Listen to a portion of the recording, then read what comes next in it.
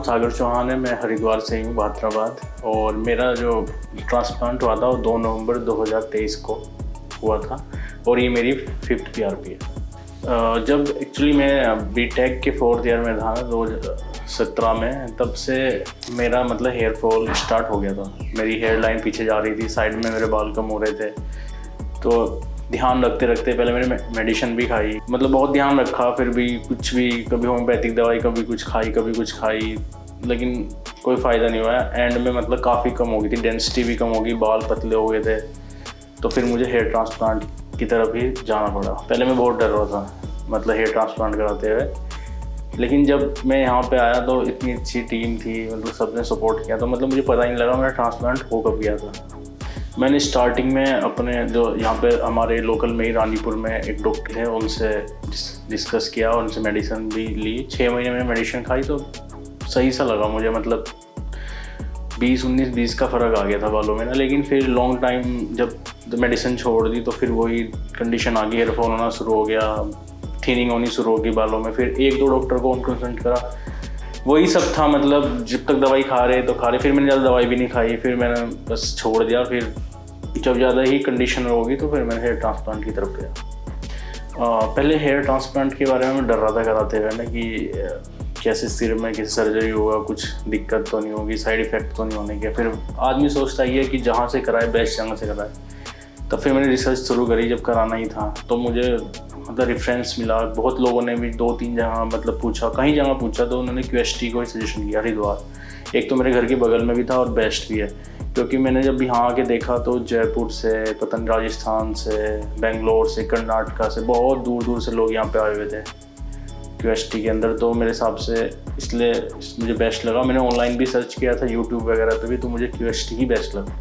Actually मेरे पापा doctor हैं तो उन्हें तो पता ही था, पर थोड़ी मम्मी डर गई थी कि मत करा, सिर का मामला है। उन्होंने कहा तेरा सिर तो सारा फटा हुआ है, लेकिन ऐसे एक्चुअली ऐसा कुछ होता ही नहीं।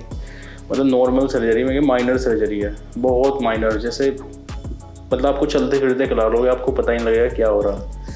बहुत हेयर ट्रांसप्लांट आप बहुत मामूली सर्जरी है, मैं तो ये बोलना चाहूँगा।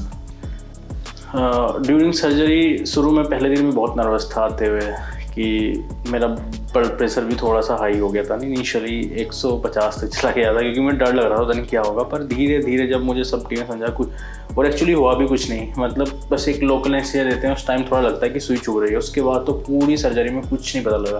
पहले दिन चला गया, मैं अपने आप ही घर गया, गाड़ी से गया। दूसरे दिन आया, फिर अपने आप सर्जरी करा के गाड़ी से घर गया। तीसरे दिन खुद ड्राइव करके चला गया। तो मतलब आप सोच ही सकते हो, जो बंदा खुद ड्राइव करके जा रहा है बिजनेस, तो कुछ नॉर्मल सर्जरी थी। और स्टाफ इतना सपोर्टिव था, कॉन्फिडेंस इतना बढ़ाया कि आप यंग हो। मतलब एक डॉक्टर साहब थे, उन्होंने बोला कि चलते फिरते करा देते हैं, ऐसे लड़के तो फिट हो आप बस। तो कोई बहुत अच्छा था मतलब। और सर्जरी के बाद मुझे समझाया, मतलब थोड़ा प्रिकॉशन लेने के लिए कहा गया था, वो भी मुश्किल से 5 से 7 दिन, कि आपको थोड़ा स्ट्रेट सोना है, ऐसे सोना है, मतलब सिर को टच नहीं करना है। वो भी 7 दिन के बाद फिर तो नॉर्मल हो गया था। मैं अपने स्कूल पढ़ाता हूँ, आ जाने लगा था, तो फिर तो बिल्कुल नॉर्मल। और बस धूल मिट्टी से मैंने बचाया। थोड़ा प्रिकॉशन ये थी कि 1 महीने आपको धूल मिट्टी से बचाना था। उसके बाद फिर मेरी 1 महीने बाद मेडिसिन शुरू हो गई थी बालों की। और मेरी मेडिसिन बस मल्टीविटामिन नहीं चली, मैंने वही खाया। और एक ऑयल था मिनॉक्सिडिल, वो यूज़ हुआ, अभी भी वही चल रहा है, मिनॉक्सिडिल, और एक मल्टीविटामिन टैबलेट डेली की, उस पर ही मैं हूँ अभी तक। और यही मेरी चली नहीं, शुरुआत से मेरी बस यही था।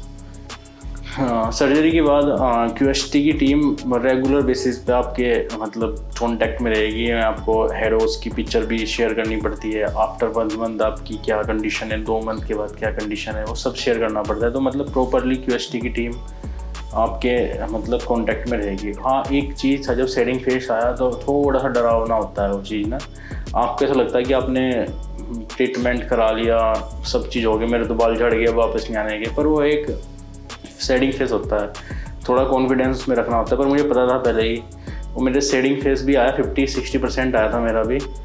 और इनिशियली जब 3 मंथ कंप्लीट होंगे तो आपके हल्के हल्के से बाल निकलेंगे, बिल्कुल हल्के हल्के, रुई की तरह। और जब आप PRP लेते रहोगे ना, वही बाल आपके बहुत मजबूत होते चलेंगे, मोटे मोटे घने। तो मैंने इनिशियली आपको डरना नहीं है कि मेरे बाल इतने पतले आ रहे हैं, थिन आ रहे हैं, बहुत ही रुई की तरह बाल निकलेंगे आपके। लेकिन जैसे जैसे टाइम बढ़ेगा आपके बाल मोटे होते चले जाएंगे, डेंसिटी बनती चली जाएगी। जैसे मुझे लगा कि अकॉर्डिंग मेरे की QST से जैसे मैंने कराया, मेरे अकॉर्डिंग अफोर्डेबल है पूरा, मतलब बजट में भी है आपके, और टीम भी बहुत सपोर्टिव है और बहुत अच्छा बिहेवियर भी बहुत अच्छा है। तो मैं तो यही सजेशन करूँगा पर्सनली, कि मैं ऐसा नहीं कि मैं हरिद्वार से हूँ, कि पर्सनली मैं आपको सजेशन करूँगा जितने भी व्यूअर्स होंगे कि आप QST आएँ हरिद्वार और यहाँ से ही अपना कराएँ। बेस्ट इन बेस्ट है। जहाँ तक कॉन्फिडेंस की बात है, इनिशियली आपका कॉन्फिडेंस जब बाल कम होते हैं कोई भी बंदा थोड़ा सा डाउन जाता ही है। जब आप किसी भी फंक्शन में जाओ, कहीं भी मीटिंग में जाओ, तो आप नोटिस करता है सामने वाला आपको कि हाँ पर्सनैलिटी में फ़र्क तो पड़ता ही है। जब बाल आएंगे तो कॉन्फिडेंस ऑटोमेटिकली आपका हायर जाएगा, पर्सनैलिटी डेवलप होगी तो उससे डायरेक्टली प्रोपोर्शनल होना चाहिए। तो लेकिन ये है कि हाँ, मैं सबको यही सलाह दूंगा कि एडवाइस भी है कि अगर आप इस प्रॉब्लम फेस कर रहे हो तो आराम से QST आओ और अपना ट्रांसप्लांट कराओ, कोई दिक्कत नहीं है। मुझे देख के लोग अब मतलब कोई कह नहीं सकता कि आपने हेयर ट्रांसप्लांट कराया था, क्योंकि मेरे जो बाल थे बिल्कुल नेचुरली लगते हैं। ऐसे ही मेरे कर्ली बाल थे बचपन में भी, मतलब जब बड़ा था मैं, बचपन में भी बड़ा थी, तो अभी भी मेरे कर्ली आए हैं और आप देख सकते हैं मेरे रिजल्ट। तो मैं अपने रिजल्ट से 90% सेटिस्फाई हूँ, 100% तो कभी कुछ होता नहीं है। यहाँ से मेरे ग्राफ निकाले गए थे और देख सकते हैं आप, कोई भी यहाँ पे सब हील हो चुका है, कोई भी ऐसी इचिंग विचिंग कुछ नहीं है यहाँ से। Thank you QST।